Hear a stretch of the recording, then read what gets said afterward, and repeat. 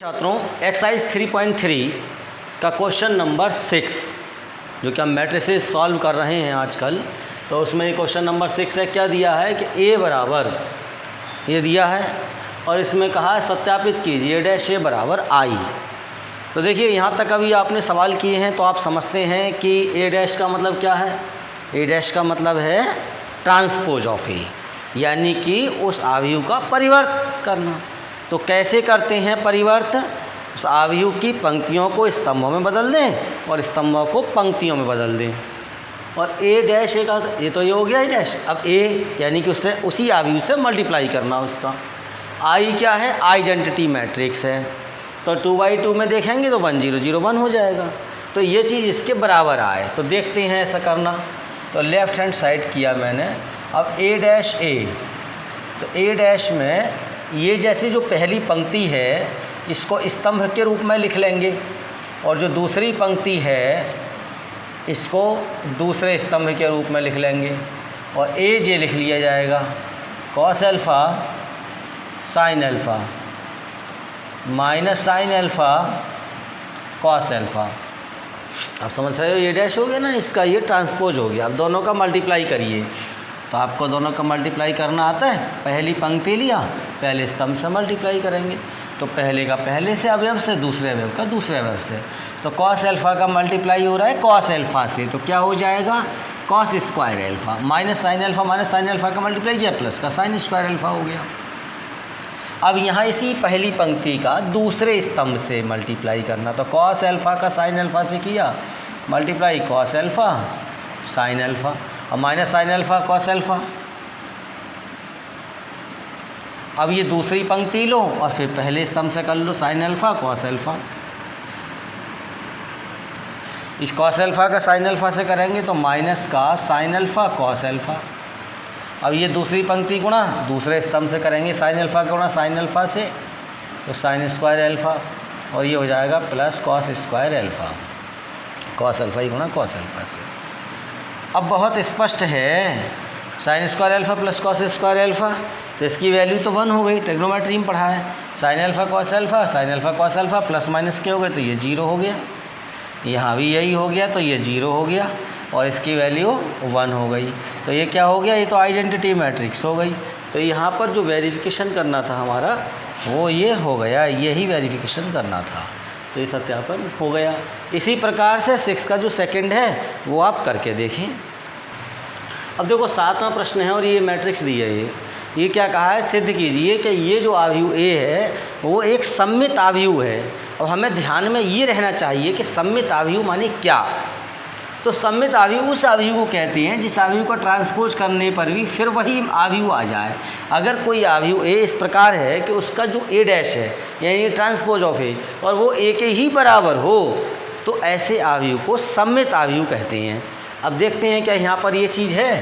तो अब देख लो आप, A डैश है तो जो पहली पंक्ति है उसे स्तंभ बनाया, दूसरी पंक्ति को दूसरा स्तंभ और तीसरी पंक्ति तीसरा स्तंभ। अब मैंने ऐसा बनाया, ठीक है, पंक्ति स्तंभ बदल गया, ये तो ट्रांसपोज हो गया।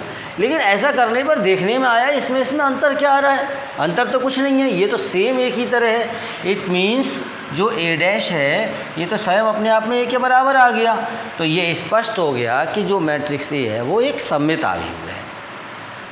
अब देखिए ये 8वां प्रश्न है और क्या दिया है? एक आव्यूह A दिया है। अब यहाँ पर इस प्रश्न में ये कहा है सिद्ध करो कि A प्लस A डैश एक सममित आव्यूह है और A माइनस A डैश एक विषम सममित आव्यूह है। तो पहले सममित आव्यूह की बात करूँ तो अगर जैसे ये है तो A डैश क्या हो जाएगा? पहली बदल दो, इसको ट्रांसपोज कर दिया, ये हो गया। अब अगर हम देखें A प्लस A डैश तो क्या हो जाएगा? A को लिखेंगे 1 5 6 7 और उसका ट्रांसपोज कर लिया तो हो जाएगा 1 6 5 7। अब इन दोनों का योग हो जाएगा 1 और 1, ये 2 जुड़ गए, 5 और 6 11 हो गया, 6 और 5 11 हो गया, 7 और 7 14 हो गया। अब A प्लस A डैश हो गया, सही है साहब। अब अगर इसका मैं देखूं ट्रांसपोज करके, A प्लस A डैश है, इसका ट्रांसपोज किया गया तो यहाँ पर आप देखोगे जो पहली पंक्ति इसको पहला स्तंभ बना लो, दूसरी पंक्ति दूसरा स्तंभ बन जाएगा। अब ऐसा करने पर ये तो सेम वही आ गया जो ऊपर है, जबकि आपने ट्रांसपोज किया है फिर भी वही आ गया। इसका मतलब हो हो गया कि ये जो आपका a प्लस ए डैश है का डैश है ना ट्रांसपोज, ये तो स्वयं a प्लस ए डैश के बराबर आ गया। इसका मतलब क्या हुआ कि इसका मतलब हो गया ये कि जो a प्लस ए डैश है वो एक सममित आव्यूह है। किसी आव्यूह का ट्रांसपोज कर लो, फिर वही आ जाए तो वो सममित, और नेगेटिव आ जाए तो विषम सममित। अब जैसे यहाँ पर कहा है कि a माइनस ए डैश एक विषम सममित आव्यूह है, तो मैं a minus a dash check करके देखूँ पहले। तो a माइनस ए डैश, तो ये हो गया 1 5 6 7 और माइनस ए डैश 1 6 5 7। अब ये हो जाएगा 1 में 1 गया 0, माइनस का 1 और ये 1, 7 में 7 गया 0। अब विषम सममित आव्यूह है तो पहले अब देखो यहाँ क्या करना चाहिए, a माइनस ए डैश है, इसका ट्रांसपोज करा हमने, तो ट्रांसपोज करने पे क्या आएगा, जो पहली पंक्ति है उसे पहला स्तंभ बना लो, 0 माइनस 1 दूसरी पंक्ति दूसरा स्तंभ बना लिया, 0 1 हो गया। अब मान लीजिए अगर हम इसमें माइनस से मल्टीप्लाई कर देते हैं इसको, या माइनस कॉमन ले लिया तो क्या हो जाएगा, 0 माइनस 1 1 0। अरे ये जो चीज़ है ये तो यही हो गई a माइनस ए डैश, तो इसका मतलब हो गया a माइनस ए डैश का जो डैश है वो किसके बराबर हो गया, माइनस ए डैश के बराबर। तो ये इसका ट्रांसपोज करने पर ये नेगेटिव में आ रहा है उसका सेम के बराबर, तो इसलिए ये स्पष्ट हो गया कि a माइनस ए डैश जो है वो एक विषम सममित आव्यूह है,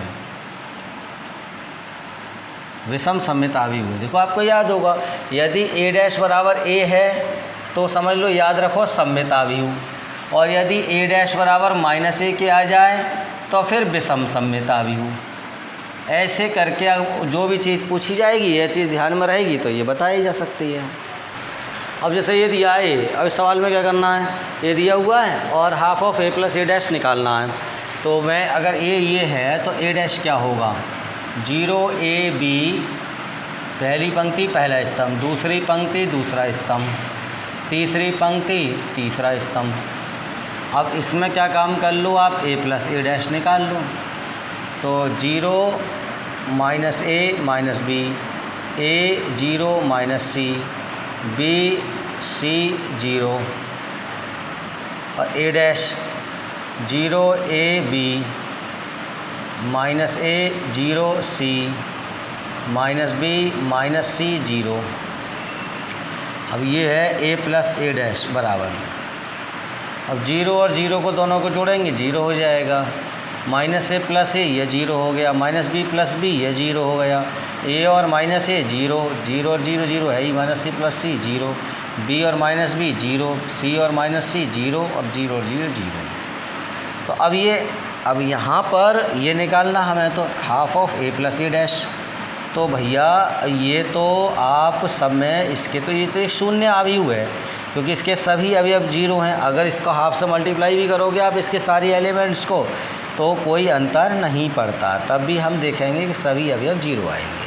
अब दूसरी चीज़ क्या निकालनी है, half of a minus a dash.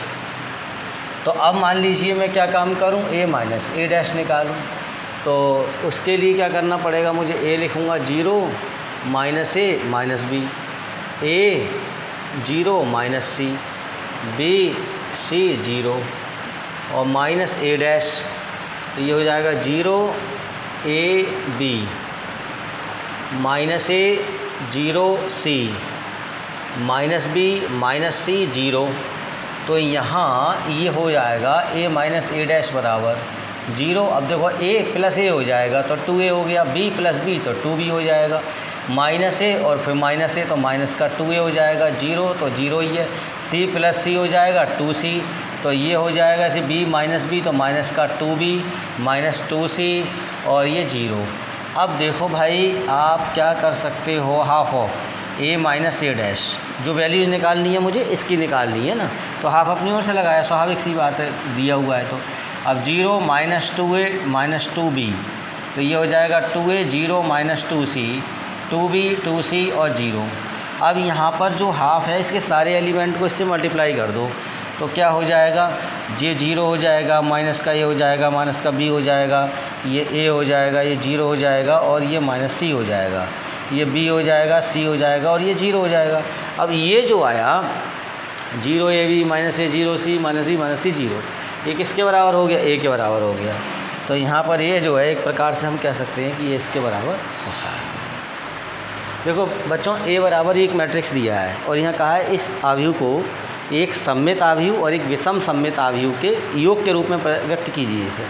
तो उसका तरीका क्या हुआ, ए ये है, ए डैश निकालो पहले, 3 5 1 -1।